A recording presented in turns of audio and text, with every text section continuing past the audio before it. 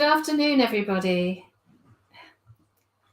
Women belong in all places where decisions are being made. These are the pertinent words said by the former US Supreme Court Justice Ruth Bader Ginsburg, and one of my personal heroines. A Jewish woman, she dedicated her life to advocate for women's rights, civil liberties, and the rule of law. And it's these timeless words we've chosen to use as the title of our event today. So I'm Amanda Bowman, and I'm a Vice President of the Board of Deputies of British Jews, the representative body for the UK Jewish community. I'm the Chair of the Defence and Group Relations Division, which focuses on protecting and progressing the freedoms, rights and security of British Jews, combating all forms of anti-Semitism, racism, extremism and bigotry, and fostering good interfaith and community relations. The board is proud to be hosting this event in collaboration with the Alliance of Jewish Women and their organisations, and bringing together Dame Louise Ellman, who served as a Labour Member of Parliament for Liverpool Riverside from 1997 to 2019, and Nusrat Ghani, the Conservative MP for Wealdon. It's both timely and poignant that with everything going on in the world today, that we're hosting this event on the Jewish festival of Purim, where we read the Megillah, the Book of Esther, and remember how Queen Esther, through her bravery, was able to thwart an attempt to slaughter all the Jews living in Persia. Purim commemorates Esther's courage in saving the Jewish people from extermination. And today, the Jewish community in the UK is experiencing its highest ever level of anti-Semitism, and we're seeing people of faith being persecuted all over the world, including the ongoing genocide of the Uyghur Muslims. As one of our deputies, we feel privileged to work with Louise, a Jewish woman, and with Nusrat, a Muslim woman, on these issues where gender, faith, and racism often come together. And I look forward to welcoming them now for our discussion on their personal motivations, challenges, and achievements. We've already had some questions sent in by those attending today, but if you have any other questions, please put them into the comments section on either Facebook or YouTube or whichever platform you're watching this from. So without any more further ado, I'm going to start opening up the questions. I'm going to ask you both to answer each of the questions because we want to hear from both of you. And my first question is how the Jewish community is privileged to work with both of you on a range of matters where you've been leading voices across the country. But before we go on to discussing any of this work specifically, Louise, if you could just go first, can you tell us about just one woman who inspired you or supported you to get into politics? Yes, the woman who really inspired me was Barbara Castle, who was Member of Parliament for Blackburn in Lancashire from 1945 to 1979. She was also in the European Parliament and then in the House of Lords. And she inspired me when I was young, when I was getting inspired by politics and the Labour Party myself, as somebody who was dynamic, somebody who made things happen. And then when I was elected to public office, which was in 1970, when I became a member of Lancashire County Council, Barbara Castle helped me. She was MP for Blackburn, part of Lancashire. I was, and I later became leader of the council. And I was inspired because of her strength and her determination and enthusiasm and her ability to make a difference. I mean, as a minister in Harold Wilson's Labour government, she was the person who introduced drink driving and seatbelts in cars and equal pay and many, many other things. And she received threats on her life. It was thought that a woman had no business being involved in driving, which was seen as men's activity and particularly drink driving. And I used to talk to her then about what happened, the threats that she faced. And I think she was quite worried about them, but it didn't stop her doing things.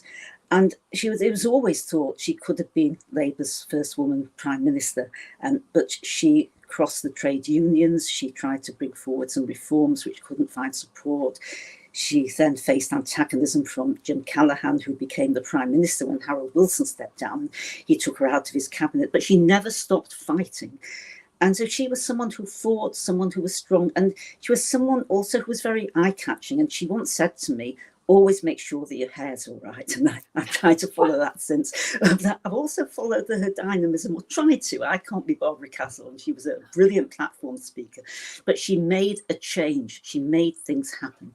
And I think that was the thing that was most important about her. But personally, she was a fantastic support to me at the time.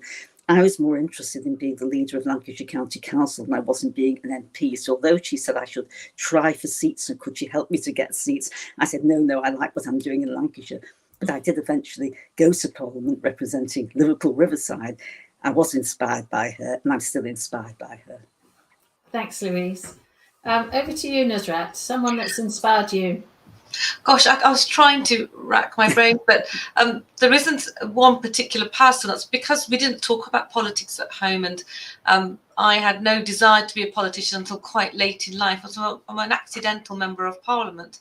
And about 20 years ago, I was in Afghanistan, in Kabul, and I helped train the first women to speak on the floor of the Afghan Parliament.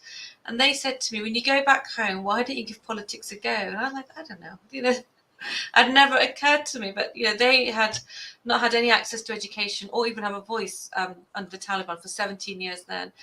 And for them, it was incredibly hard them to even access the Parliament, and now they were going to try and do something political or just try to represent the communities. And the assumption was it was so much safer for me to have a go. So I accidentally fell into it, to be honest, and then started working out how to get selected as a Conservative candidate and then stand for a seat. I met a number of good people along the way that enabled me to become an MP, but there was no one inspirational person. Although I must say, we have obviously the telly at home, and we were very excited when Betty Boothroyd, the Speaker of the House, was incredibly robust in managing the chamber, and we'd watch that and think, gosh, isn't she incredibly articulate and powerful? And growing up in the 70s and 80s, Margaret Thatcher was a huge inspiration too, being a Conservative. But there wasn't one overall. But I must just put on record my respect for my mum. My mum is not an educated woman. No woman in my family above me was ever allowed to go to school, so all the women are illiterate. And one of the reasons she brought me to the UK was that she wanted us to have some opportunities in life and we'd be educated. And even though mum still doesn't understand my job or how, the difference between, she doesn't understand the constituency or where I am in Westminster or what I do day in and day out, she always wanted something more, and she always wanted us to be empowered. So somehow that must have, impacted us. And I have a job which, when the time is right, I can empower other women who don't have a voice. Lifting women up is what we should all be thinking about. Sadly, both of you have been in the headlines for the abhorrent racism that you've experienced as MPs. It's a sad proof of the intersecting nature of gender and race-based hatred, as I mentioned before. But behind these headlines, can you share the impact that this has had on you as women and what needs to be done to reverse that trend? And this time I'm going to ask you first, Nusrat, to answer. It'd be interesting for me to hear from Louise, because she's been doing this for so much longer than I have. When I was selected as the Conservative candidate for Wealdon, it was the first time that my gender, my race and my faith became a topic of interest, because everywhere else in the professional world you just crack on and do a job, but once you become a politician, everything people want to pick on, and there is a huge issue with misogyny, and so gender plays a huge part, and then you layer that with everything else. If you identify with a different faith, or if you are a different race, it comes through. So at the beginning it was really hard, Amanda, because I just couldn't understand, because it's nonsensical, and it's not as if you can have an articulate or a nuanced conversation about it. People just come forward and are incredibly aggressive and fearful and hateful, and it can ends up permeating the way you respond to people, because you get anxious about what they may say.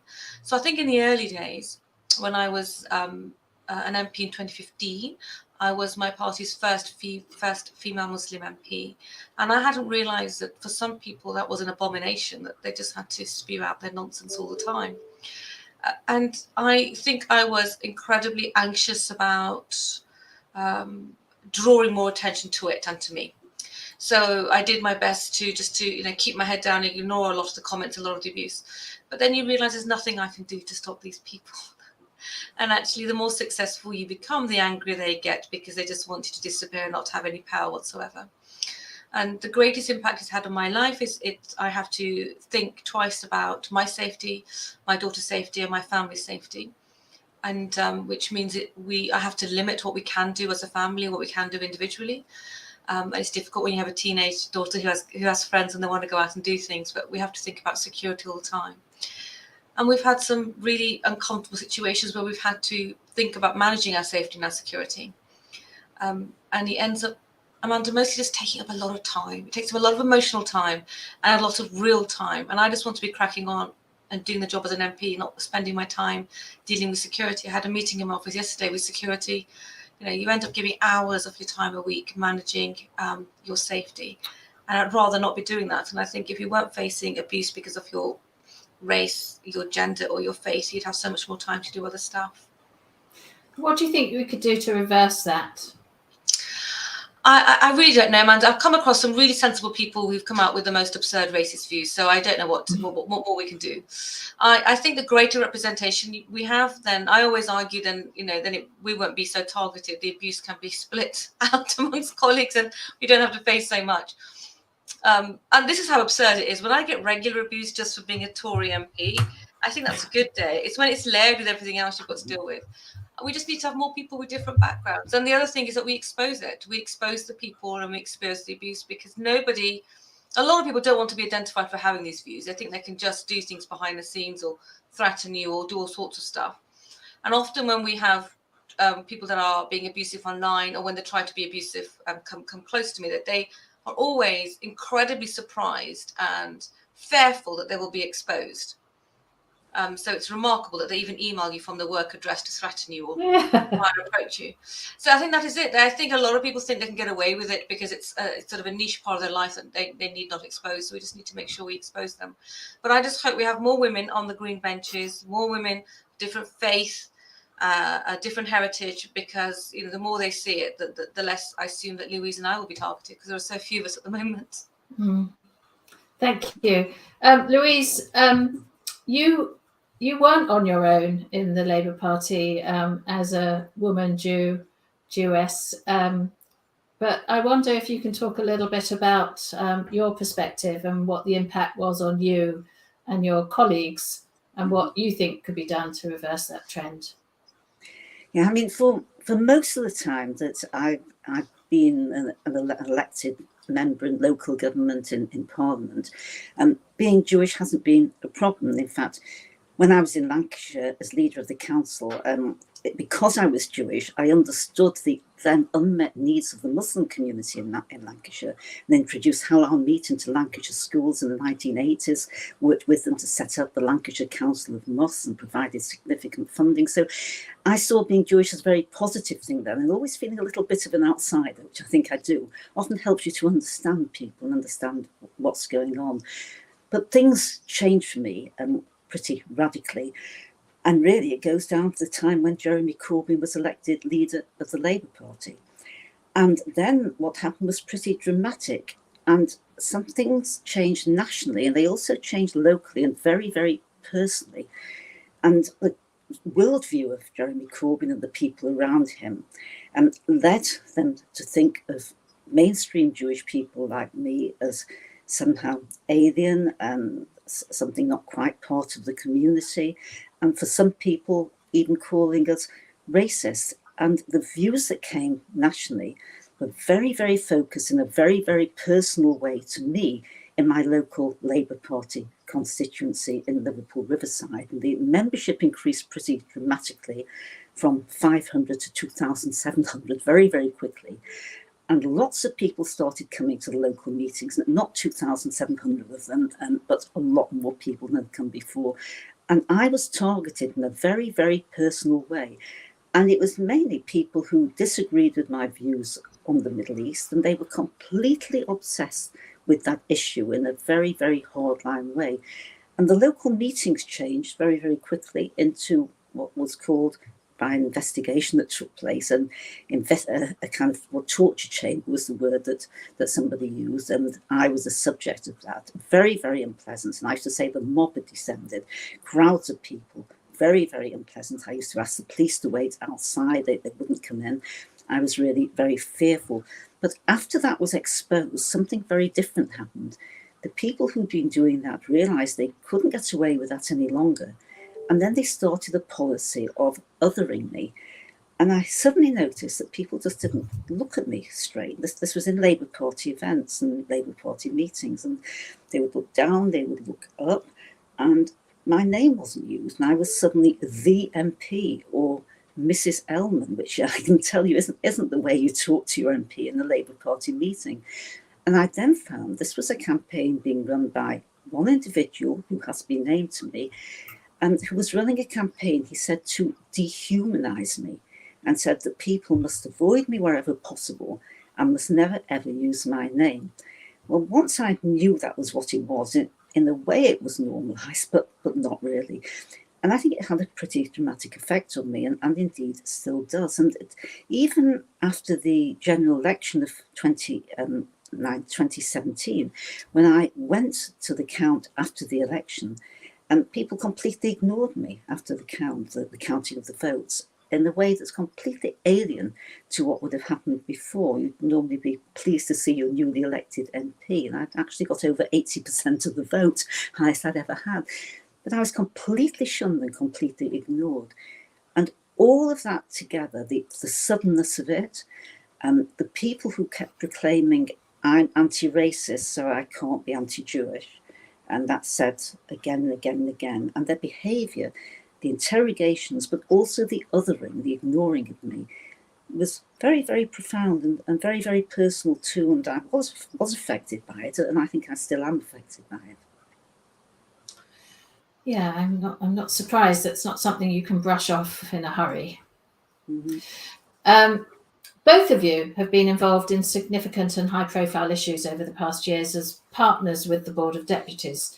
And Nusrat, we've been proud to work with you on advocacy for the plight of the Uyghurs, and Dame Louise, we're delighted to have you as a deputy representing the Jewish labour movement, who, as you've been talking about, were on the front lines of combating anti-Semitism in the Labour Party. So right now, what are your ambitions for campaigning on and advocating for these issues? Louise, if I come to you first, where do you think the Labour Party is on anti-Semitism? Well, I do think we have to help each other. And I've been focused on anti-Semitism because that's what was happening. And where there's anti-Islam sentiment, that must be addressed as well. And I think we should support each other wherever that is. But I think perhaps we're responsible in our own parties for what is actually going on ourselves. And in the Labour Party, things have changed since Keir Starmer became leader. Things have changed very much so. And now people who are involved in anti-Jewish activity or have been are being expelled or they're being suspended. There are still plenty of them around, but things are very different. And I don't think anybody would start up that kind of activity again. It is a very, very different place. But there is campaigning that needs to be done and that I'm continuing to do. First, to do with people in the Labour Party, and you really shouldn't have to say this, but this is the truth in the Labour Party, was and is, that many people who say they're anti-racist simply do not understand anti-Jewish racism, anti-Semitism. They don't understand it, or they appear not to understand it. So education for them, political education, understanding what it is, and the Jewish labour movement has started to do that with training, education about anti-Semitism. We've a lot more done there, and not just in the Labour Party, I think outside as well, so people actually understand what it is, particularly all those people who claim they're anti-racist, but are also anti-Jewish, but don't seem to understand quite what they're doing. Very firm action when anti-Semitism occurs, very firm action, and the action that's started under Keir Starmer with people being removed, suspended, expelled, must continue. That job is not done yet. It started in a very significant way, but it's not finished yet. But so much is affected by the culture at the top of an organisation. The Labour Party became a toxic organisation where anti-Jewish antagonism, anti-Jewish hatred, anti-Jewish racism became almost standard in some areas. And other people who perhaps didn't have those feelings themselves went along with it, weren't willing to stand up and speak out. And that's the other thing that has to be addressed as well. So while I think the Labour Party now is a very, very different place from what it was before, and that's why I rejoined it, it's very different. There's still campaigning to be done. And for me, it's hearing those voices that say, I'm an anti-racist, so I can't be anti-Semitic, are the first place that we have to start. Thanks, Louise. And Nusrat, we've worked with you on advocacy for the Uyghurs. What are your ambitions and what's next on that issue? So I'm incredibly grateful to the Jewish community and the Board of Deputies in particular, because they have been making so much of their time available and their network available, just raising the plight of the Uyghur people. It shouldn't be a difficult subject, considering it's just straightforward, heinous human rights abuses. But people are always incredibly anxious to be on the wrong side of the Chinese Communist Party. So for the Board of Deputies to come out and stay with us has been incredibly impactful. What has happened since we've been working together is there's been more and more expose of the abuse of the Uyghur people. And there was a tribunal in the UK led by Sir Geoffrey Nice QC, who oversaw the investigation and the determination of the Bosnian genocide, so a credible QC, who held a tribunal, took evidence, and were able to determine that a genocide is taking place against the Uyghur people beyond a reasonable doubt. And in particular, there are 5 markers of genocide, and in particular, the forced sterilization of Uyghur women. The birth rate's been dropped by 80% because Uyghur women are sterilized or are forced into late abortions, or have to take Han Chinese men as husbands, or go to prison. Those are their options. And the reason why this matters to the audience in the UK is that in the prison camps in Xinjiang, they are forced into labor. This is slave labor. And they end up making stuff that ends up on our shelves. And like the communities that we all represent and my constituency, none of us want to be buying this stuff. You know, everybody wants to be able to make a choice and assume they're buying products that are slave labor free. So the fact that our supply chain is littered is a big issue. We had a huge amount of sort of awareness raised. We had the determination. We got the genocide confirmation within the UK Parliament, which is unprecedented. We got that bounced around several other parliaments in Europe. I read a report with the Select Committee that led to substantial work with the American colleagues. We have import controls from Xinjiang.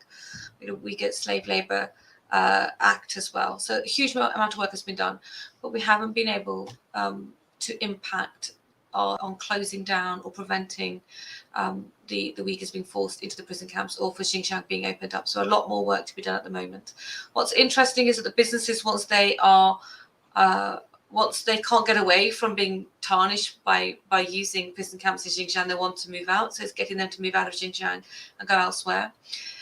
We'd love the United Nations to do a proper investigation into what's happening in Xinjiang and see if they can make a determination of genocide. And the other thing that's happening, Amanda, I'm watching everything unfold in Ukraine, which is terrible, terrible to watch. But I'm also looking at it and thinking, all these businesses that are making a decision, we need them. You know, when we need them to make a decision when it comes to Xinjiang and the Uyghur genocide, we need to see how fast they can move there as well. So a huge amount of work to be done in that space too. I was sanctioned by the Chinese Communist Party with a number of colleagues coming up to a year of being sanctioned. And we want to be able to highlight around the world that just by raising human rights abuses, you get sanctioned. So I dread to think what's happening to Uyghur women, Uyghur men, and Uyghur children. So we're focused on a lot of things. At the moment, we're trying to legislate on making sure that we don't procure from Xinjiang, that we provide safe passage for people that can escape from Xinjiang. A number of women that have been able to escape. I've met a couple of women in the United States need intensive medical care because of the rapes, the forced abortions, and the abuse that they've suffered, to make sure they have that as the support that they need to. But we need government to legislate, we need businesses to make good decisions, and we need China to stop destroying the Uyghur people. So a lot of work to be done, and we'll be reaching out to you and the community to do that as well. If I can, Amanda, I just want to reflect on something that Louise spoke about. I cannot for a moment step into Louise's shoes and understand the horror that she went through. But when I became an MP in 2015, I was on the Home Affairs Select Committee, and under huge pressure not to, I was able to, with one or two colleagues, implement the inquiry into anti-Semitism. Even I didn't expect to have so much evidence exposed at that inquiry. I had no idea how awful it was for female Jewish colleagues in the Labour Party, it was shocking. And I remember taking evidence from Jeremy Corbyn, who would use the word, use the word racism and Islamophobia, but he wouldn't accept that anti-Semitism or there was anything else. It was the most peculiar environment where people would say, "Well, I'm not a racist," but it just went on and on and on. And for me, the most frightening thing is that when politics and political parties become racist or have issues with people of different faith, because those institutions have power. And if those institutions of power can have those attitudes and have the power then to, manifest those attitudes into actions, it becomes a very unstable place for us to be in, which is why it's so important to ensure that political parties don't harbour any kind of discriminatory views, any forms of racism. And I've been incredibly grateful for the support I've had from Ruth Smith and Luciana Berger for the last few years. So there may be people listening thinking, why have you got a Muslim woman and Jewish people? We have to work together. Our experiences are very similar in most places that we work in. And being women of substance, we're always campaigning. So we need to find other women that campaign, and it tends to be us. So you have to work together all the time. Thank you. Louise and Nusrat, your contributions today have been testament to the inspirational women you both are. For young Jewish and Muslim women that are watching this today, or will be watching this once it's out recorded, who might be deterred to follow your leadership because of the stories that you've been telling, and given the challenges that they might face, what advice would you give to them? Louise, if you'd like to go first on that one. Well, I do realise that as we talk about our experiences, which we must do, this could make other people feel that maybe it's too difficult or would be too unpleasant and they shouldn't get involved, but they mustn't think aberration and it shouldn't have happened, and I hope it'll never happen again. And being in public office, whichever way you do it, is all about making a difference and about changing things, and it can be done. And many women I know feel that they can't do it, it's something too difficult, or they feel they've got responsibilities which would stand in the way. But I say to people, no, think you can do things, you know things, and you can make a difference, you can make things happen and make life better for people. It might be to do with an individual, it might be to do with a cause, it might be to do with a national issue, but you can make a change. And there's nothing worse really other than just complaining about things all the time and feeling that nothing can make any difference to anything. It's not so. And I say, get involved, be realistic, know what it is that you're getting involved in, find someone to support you, supportive people who'll talk to you, and be there when you need help, when you need advice on how to navigate something, how to deal with something, how to operate something, and have a go. But don't be put off by all the things that we're talking about. And you have to deal with challenges as you deal with challenges in life. But if you want to make a difference, go there, get in there and have a go, and you'll find that it works. Thanks. And Nusrat?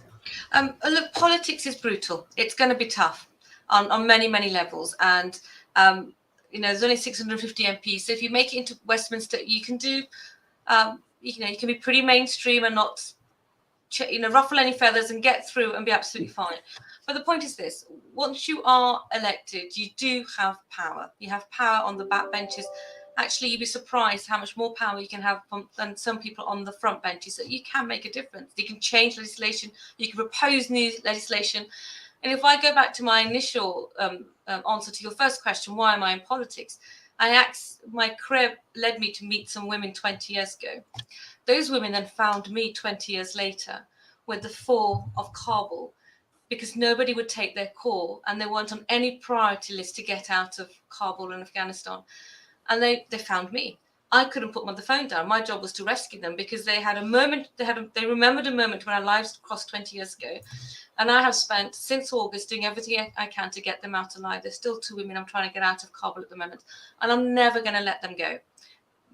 Because of that exchange 20 years ago, and because I'm in Parliament now, I will do everything I can, and I've got some women out, and I'll get the rest out too. I wouldn't be able to do that if I wasn't an MP. So you've got to take the rough with the smooth. All the work that we've done on genocide, sometimes it's about just being at the right place at the right time. But so much work has taken place over the last 18 months that I could not have done if I wasn't an MP. And the Uyghur community would probably say the same. They've been phenomenal, but we've, until now, we've not been able to get a determination of genocide, have legislation in place, have European parliaments determining genocide is taking place, putting the CCP on the back foot, rescuing Uyghur people. All that happens because I happen to be in Westminster. So you've got to take the rough with the smooth. You have to be here. And if you're a campaigner, the knocks won't matter so much, because when you're able to achieve something, you realise it's just so much. It's worth it all. Louise and I are also the first, aren't we, in a way? So, being the first female Muslim in the Tory party and being the first female Muslim minister was always going to come. Well, I wasn't actually. I never expected to be. But I suppose when you're the first, you've got to deal with some of the discrimination, and the point of dealing with it and exposing it and trying to fix it will mean that the next generation won't have such a hard time. So we need people coming up behind us to make it worthwhile for all of us, having gone through what we've gone through. But we need to be here. There are many people enter politics who wanted to be MPs all their lives and come from a particular set in society and go to particular institutions for education. And that's not good enough for us, because we have very different life experiences and we need very different policies. So we need to be here. And if you are a woman that is of Jewish background or of Muslim background, then you've got to come to Westminster. Green benches, either on the Labour side or on my side. I'm not even that bothered. I just want more people here with different experiences and different backgrounds. Okay, thank you. So we've had some questions that have been pre-submitted, and we've got a little bit of time for questions before we are going to finish. So I'm just going to ask you, what's your message to men watching this event? How can men be better allies? Nusrat, you first. So the work that the Afghanistan work, the Uyghur work, all the work that I do domestically, I do it with male colleagues, whether it's male councillors or male parliamentarians. So it's, I have a very good experience. I haven't got anything else negative to say, to be honest. But I think if you come across someone that may be a little bit younger or maybe lacks some confidence, is that give them the time and space to communicate, whether it's at a meeting or whether it's at a campaign event or whether it's out campaigning. Just give them some time and space to talk. What I hadn't realised until I got into politics was how much more effort it takes to get a woman to stand for office, whereas a man will already just, work out he has all the skills and he's ready to go. Women just need a bit more nurturing and encouragement. So if you are a guy and you've seen someone that has something about them, maybe it's a people skill, maybe it's a campaign, or maybe it's just something they just intellectually know much more on a particular issue that can make a difference. Nurture that woman, encourage that woman, and get her to stand for office. And that will be my advice. Otherwise, you end up with lots of cocky men thinking they've got the right to be here. Yeah. Louise, how can we get men to be better allies? Well, I agree with what Nusrat has just said. And I think we've got to remember confidence is such a big thing. And more men seem to have self-confidence. And sometimes it's more confidence and ability that lets them think they can do anything and it's all okay. Whereas some women are much more tentative, much more worried about how things might sound, how they might be judged, and it somehow holds them back. So confidence is a big thing, and that means that women should be encouraged to do what they want to do and supported. And that is in Parliament, if we're talking about Parliament, but also at home, because there are many women who I've come across who said to me, well, yes, I'd like to have a go, but I've got responsibilities, and suppose I couldn't collect the children, or I couldn't do this, or I couldn't do that, thinking of domestic things. So in those situations, men have got to be partners and be part of that situation and share those responsibilities. That's a very, very big issue. But you can't be an MP if you're having to watch the clock all the time, being worried about time and when something finishes, and having another responsibility. And often all of us juggle our lives lots of the time. But I'd say in some circumstances, men could be better partners, more supportive, to let women feel they're able to do the things that they actually want to do. Thank you. So last week we celebrated International Women's Day, and the theme for this year's International Women's Day was break the bias. So my last question for you is, what one stereotype about women would you like to eliminate? And Nusrat, you go first on that one. I would say that being a strong, forthright, and articulate woman doesn't make you a difficult woman. It just makes you a competent, clever woman. Thank you. And Louise? I think there's still a lingering stereotype that women can do soft, easy things, but they can't take on hard things, and financial issues, foreign policy issues, issues where you have to take hard decisions. Not true at all. And women are as able as men. Everything varies on depending who we're talking about, but women can take on anything. So any idea that the abilities of women are limited or they're more able to do certain sorts of things than others, I completely reject. Take people as individuals, give them that support, the support the situation merits, and for them have women's abilities and women's talents in our public life to the absolute maximum. And we haven't really got that yet. Okay, thank you. Well, I'm in a moment, I'm just going to hand over to Laura, but I just wanted to tell a little bit of my story and the fact that in the words, to build on the words that you both have said, that to get more women to be more engaged, you just have to ask them and you have to give them something to do. Because my experience is that when you're asked personally to do something, because someone spotted something, you're much more likely to do it and to get involved.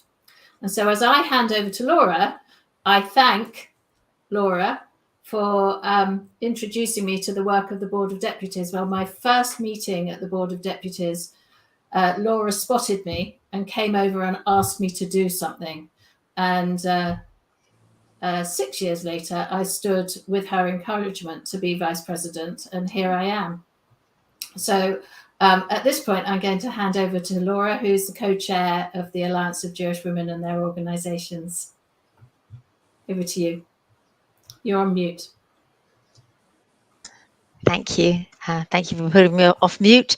And thank you, Amanda, for that. And to both of you for a really fascinating 45 minutes of insight. So as Amanda said, I'm Laura Marks. I have to give a secret away here that we were in school together 100,000 years ago in the same class.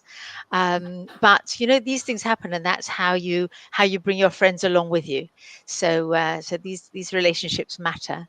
And I'm the deputy. I represent the Alliance of Jewish Women and their organisations on the Board of Deputies, and I'm also a past Senior Vice President of the Board of Deputies. So really an absolute pleasure to be here today. And I just wanted to pick up on a couple of the themes that you talked about, because some of them were fascinating and really helpful, I think, to reiterate. So the first one, I think, was something that Nusrat talked about, which was around hatred and the need to consider the security of her daughter, not that per se, which we all understand, but I think particularly what she said about how much time that takes up. And increasingly, this is documented as a phenomenon, the amount of extra time, the extra work women have to do in order to function. So that time that you're spending worrying about your daughter and putting systems in place and making sure she's safe, that is time you could have been doing something more useful, if you like. You shouldn't need to be doing that.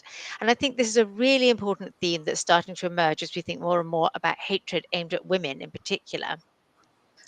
I think another thing that came up, which was an interesting way of talking about things that we don't often talk about, is something Louise said about dehumanizing, and how she found that once it became less acceptable to be openly hostile, the process of othering or ignoring or dehumanizing you took place, Louise. And I think that's also very interesting, because we can relate that in a way back to our childhood experiences. You know, we've all been on the tough side of being excluded very sort of openly, but we don't really think of that as a tool of politics today. And to hear that it is, and to hear it so well explained, I think really helped us understand a little bit more about the nature of politics and how it can be used in a very abusive way, even though we would never actually talk about doing that. It would not be something we talked about. I think another thing that we talked a lot about, of course, because it's a group of women, but we talked a lot about what people can do to expose change. And Nusrat talked about exposing the abuse. People think they can get away with it. And what we can do is expose it. And you talked very sort of, very amusingly actually, about people who thought they could get away with doing all sorts of awful things and weren't expecting to be outed. And by outing them, you diffuse them, you disempowered them. And I think that was a really helpful way to think about a tool of how we can do things when we're the target of hatred.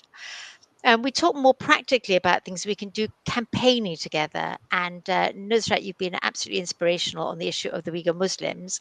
Having the UK Parliament label it as genocide was a major step forwards.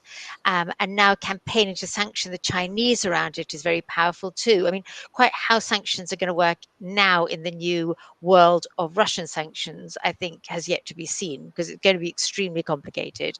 And the UK's relationship with China is going to change inevitably, I think, within all of this. So I think it's yet to be seen. But the power of campaigning is something that you've demonstrated to us really, really clearly. I want to thank everybody who watched and engaged with the event hosted by the Board of Deputies and the Alliance of Jewish Women. I should just say one sentence on what the Alliance of Jewish Women is. It's actually based on an organisation that's been around since at least 1902. So it's a very old, it's changed its name and it's changed its use of social media and things, obviously, in that 100 years. But it's an organisation, the concept of Jewish women campaigning together, being together, supporting each other, and being a voice for Jewish women in the community is something that's not new.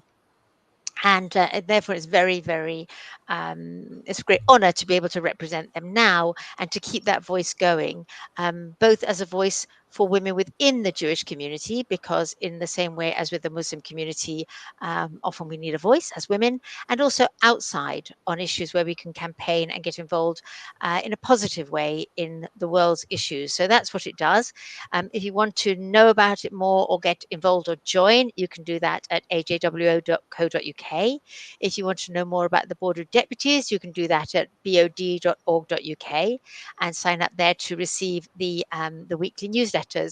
And I just want to say a tiny bit more about Jewish-Muslim relations, because so many people perceive Jews and Muslims to be always at each other's throats, rather than always watching each other's backs. And I think particularly as women, Nusrat talked about the relationship, which in modern jargon we would call the intersectionality, I reckon, between gender and faith, is something that's very powerful. And as women who identify with a faith community, that gives us a special something, which I choose to see as a positive. And it was really really helpful, Nusrat, for you to talk very specifically about that. And during the time that I was the Senior Vice President of the Board of Deputies, that was the time that we had the idea to set up what became Nisan Ashim. And actually started it at the Board of Deputies and then set it up separately as a separate charity with Julie Siddiqui. So the idea that as Jewish and Muslim women, we can work together, we can watch each other's backs, we can focus on our huge range of similarities. I mean, the board was involved this year or last year during the pandemic with the Muslim community on the issue of the coroners and certification for people who had died. And there are so many areas where we can work together, whether it's with the board or as Nisan Ashim.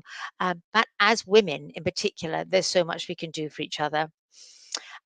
We opened with the words of Ruth Bader Ginsburg, and we can close with them too. So she said, as women achieve power, the barriers will fall.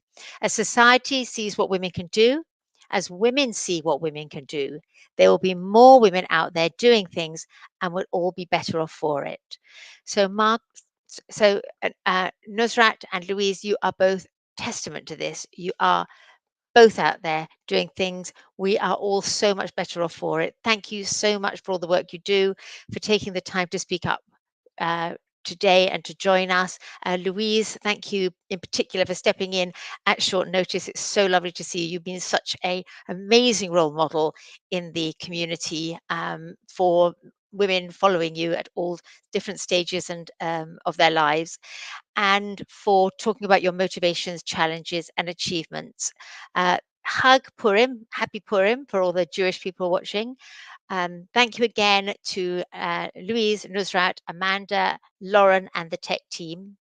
And I just want to end up with something that you said, Louise. You talked about Barbara Cartland, and you said, whatever happens, make sure your hair's all right. And I thought that was such a lovely place to end. Thank you all so much for being with us.